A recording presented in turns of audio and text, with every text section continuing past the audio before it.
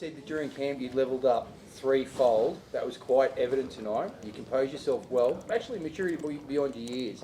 You established that to camp or just the progress in general? It was not part of the plan to get dropped, I might say. But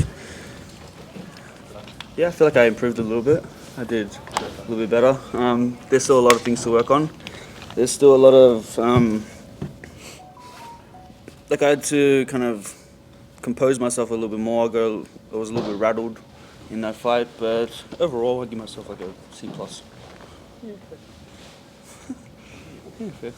What went through your head when you're on the canvas in that first round? Honestly, shit. That was like the first word that came to my head.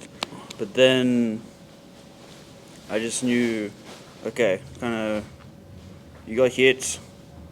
It's not the end of the world. It's only round one. The party's just begun, and yeah, kind of get your shit together. Let's get going.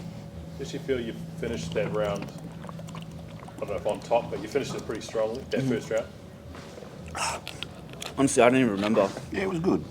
Yeah, I'm pretty sure I did like a little bit better at the end. And what time was the knockout? Was it like first minute, first 2 minutes? About a minute. Yeah, I think about halfway through. Yeah. It always happens. I always get hit with a shot first first round. It's always a big shot that comes in. It was his Gachet moment. Yeah. Like Belbin got me with a really good right hook. Bomber got me with two good right hands. Yeah. Brubaker, I don't know if he got me with one in the first round. He did? Yeah. Yeah, he did. Thanks. He's here somewhere. Jack's here. Yeah, that's right. And what's his name? Biggs got me as well. Yeah. Did you feel like you were just too strong for him? It seemed like when he tried to get into a trade with you, you were just way too strong. It didn't feel like I was way too strong, but I felt that I just felt a weakness in his like core, in his upper body, and I feel like I could kind of push him around a little bit when we got in close. But there was never like a thought that I'm stronger than him. I can kind of destroy him like physically. I was always just trying to catch him as he was catching me, as he was trying to catch me. Did you know that he was pretty badly hurt into that fifth round? Like it kind of seemed like I know he's holding his hands low. I don't know if it was his body or I think he. Oh well, after round 4, when I hit him with 50 punches in the side of the head, I kind of figured that he's hurt. So yeah, maybe. But I didn't notice the hand, no, not at all. What was your corner saying to you throughout the fight? Round 1, stay composed. It's okay. It's just first round. Breathe. Stay relaxed. Start boxing. Stop trading with him. Just box smart. And then when the mouth guard came out, my uncle was like, "Why the hell did you stop? You should have kept going. Like, what's wrong with you?" Grandpa as well. Yeah. So yeah, that was a little bit of a missed attempt by me, but you live, you learn. You said in the post-fight interview with Ben Damon that it was a hurdle, but speaking to you and watching the lead-up beforehand, it felt more like a mountain that you had to climb, a personal mountain. Is that fair? I was climbing Kosciuszko. Yeah, I thought so. Now I'm at the top of Kosciuszko, and now we're looking for the next mountain to climb. Fortunately, it's not in Australia, but yeah, I don't know where I was going with that. But Glenn, did you panic in the first? No, I really didn't. He was clear-eyed. There was no panic. He got up straight away, and like you said, shit. Much like Tim with Gachet, that little shit moment. He did get me with a shot in the third round, I think. No, not an uppercut, a straight right as well. That kind of rattled me, and my legs kind of got a little bit dizzy for a second. But yeah, he didn't capitalize on it. Same as Bomber. Bomber got me with a good shot, but didn't capitalize on it. Why do you think that was? Why do you think you didn't capitalise when you had that opportunity? Maybe he just didn't sense it. Maybe my facial expressions, they didn't show that I was hurt or something. But yeah, maybe I just got a good poker face. Glenn said he didn't think you were hurt when you were dropped in the first round. It wasn't that I was hurt. I was just rocked. He got me with a very clean shot that kind of just buckled my legs. Harder than a shot that he got me with in that first sparring though. The sparring that we had, that was just a... It was a tap. Yeah, it was a tap and I was just off balance, but that was a good shot, I give him that. Yeah. When the tide did turn, the momentum did change, and you were pushing the point, and it seemed like the bell was just taking forever to come through.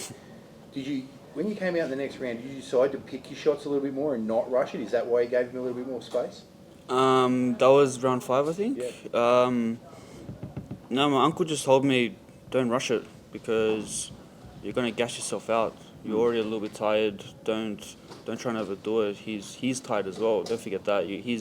His head's probably spinning. You're probably just breathing heavy, but his head's spinning. So take your time. He's gonna make some more mistakes and capitalize on that. Yeah, sounds like a smart corner. I don't know if you heard it, but Big suggested you were going to be the one that was fading and gassing into the later rounds. How did it feel to break it down like you did? That's true. That's how it feels. Yeah, no comment. Oh, hello, George. Oh, George. Can I have another water, by the way? By any That was chance? the only spell I had something else. Okay. George, the performance. Talk on that for us. Speak on that. Unbelievable. I think it lived up to the hype. The hype leading up, everyone talked 50-50. Anything can happen. Both got power. They both showed it tonight. But Nikita, in particular, to be able to bounce back from that first round and show what he had. He's a sick-minded person who likes to do things a tough way, but he's an absolute pleasure to watch. So really proud of him, and that's why he's the star of the show. Did you age 5 years in the first round? I did. No, no, I didn't. I was sitting next to Timmy actually. So Timmy was calm, so I felt calm. You know, if he had every faith in him, I had every faith in him. So I mean, the Tszyu family, they know boxing, they know what's happening. So I like to keep people on edge. yeah, you did that. You did that. To mention Vegas. So is that something you'd want that much? No. No, he's already said it. We're going. George, just make it happen. Where's Matt? Matt's hiding in the Business background. class, please. Matty. Business class, please. We were going to say first class, but Oh, we'll do business. fuck. Unlucky. All right, Rookie mistake. business. Lock it in. Ask George about that knockout bonus. Oh yeah, knockout bonus. Yeah. Hey, Oh, Magic Man got a good one. Yeah, he did. No, Pretty good one there. yeah, I mean the whole night there was some big performances tonight, but I think to top it off like that, you can have some great fights, you can have a great undercard, but you need the star of the show to come through to finish it off, and he finished it off in fine form, and I'm sure Glenn will give him one of them cars that he's auctioning off this weekend. Yeah, give me a Mustang. How's his star growing now? We've seen so many stars in Australian boxing. This has been touted as the second golden age of Australian boxing. There's been so many amazing performances in the last 3 years. How's his star growing now? No, I've said about Nikita previously is that he embraces the limelight, he embraces the crowd, he embraces everything that comes with being a star of a show. And not a lot of people can do that. There's a lot of great athletes in this country who don't know how to embrace a crowd and share their character and be themselves. And he well and truly shares, who he is as a person, and he's got a very interesting character that he does share. And I think that's only going to build him as a star in Australia, because he's different to his brother. You talk about.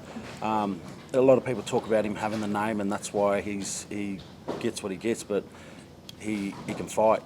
He can really fight. But he's a star just as a person. Like, there's not many people in Australian sport like Nikita Tszyu. So he'll continue to grow, and I'm grateful that he's growing with us.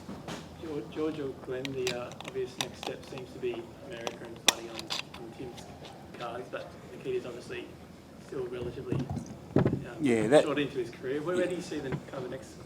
We're having a joke about Vegas. We would love that to happen, but it's not a strategic move for Nikita. It's just another numbered fight. So don't expect anything more than that. Nikita, we hope, gets on that card, but it'll be against a challenger that's right for the time. We've still got a long way to go with Nikita. A lot of things to learn from tonight. Was that 8 tonight? 8 fights? Yeah. Yeah. So we're still four fights away from him coming out of his rookie period, really. So we're not rushing him. We're just giving him a step up each time. And Dylan Biggs was one of the bigger steps, and that was a good one to take. And I guess all the noise through the week and everything else, Nikita just does what he does. He goes in the ring and the bell rings and he takes care of it. And so does his brother, and so does his dad. Well, in that case, when's the first No Limit show in 2024? No, we haven't locked that in yet, but as far as Nikita goes, this year was building to this moment, to the Australian title. You know, we had chatted about it, was building towards the Australian title. It happened to be against Dylan Biggs, who was a fantastic fight, a fantastic match for Nikita. Perfect dance partner. So, perfect dance partner. He's capped off his year.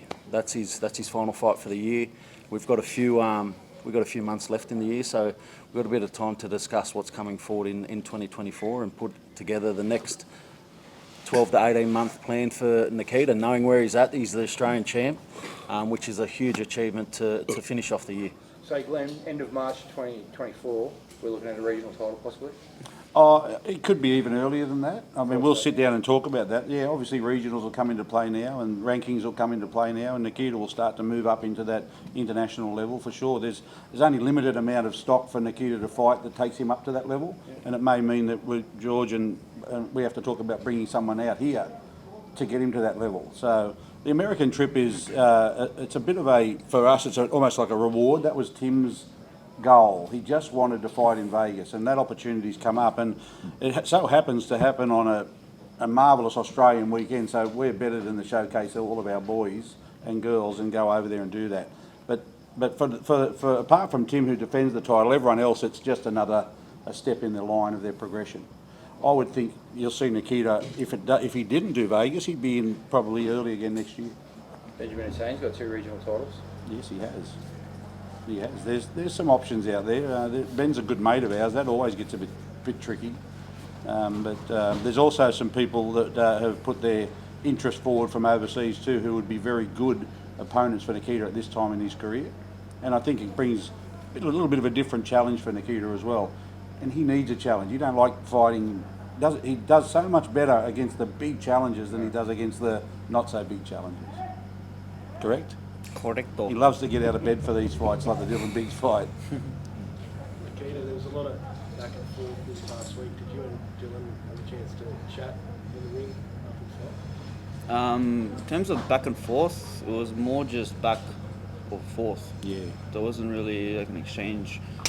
The only time we really spoke was that face-off, the press conference, and that's it. Everything else, they were just shouting, and we were in a different room not listening. Yeah, well said. Oh, but yeah, we didn't really say anything much in the ring. I just said, He come over and congratulated him, which and that's how it should be. A good handshake and say, two warriors. They both give it all they could, and Nikita won. So only one man survives. yeah, It's a tough sport. Is there anyone you want to fight particularly? I couldn't care less. Whoever makes the most sense. We did. And I love that attitude. That's We did continue our Tszyu legacy in Newcastle. Was that our 13th? 12th fight in Newcastle. undefeated. And I'm an Overcastrian, so I'm super Newcastle. proud, and I love the fact that Matt and George, when I say, can we do Newcastle, they always say yes. And I'm so proud, but to have Kostya do it, Tim, and now Nikita do it like that tonight, man, that don't get much better, does it? Such an epic arena. Oh, we love coming here. Yeah. Yeah, I love this place. Yeah. No, there's so many options, and that's the next round of options for Nikita is so interesting, and Matt and George and the rest of us will sit down and go through that. He'll have a nice little break now. A well-earned break. Well deserved, yeah. It's been a busy year for all the Tszyu boys, and I'm going camping. Treehouse. Yeah, we'll build a tree house somewhere. Nikita's there. All good. See an axe. Thanks, guys. Thank you, everyone. Yeah. Aussie champion.